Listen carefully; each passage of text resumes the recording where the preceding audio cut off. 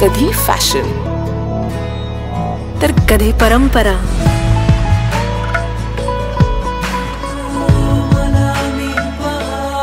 Jagannath Gangaram Pednekar jewellers, शृंगाराची परिभाषा।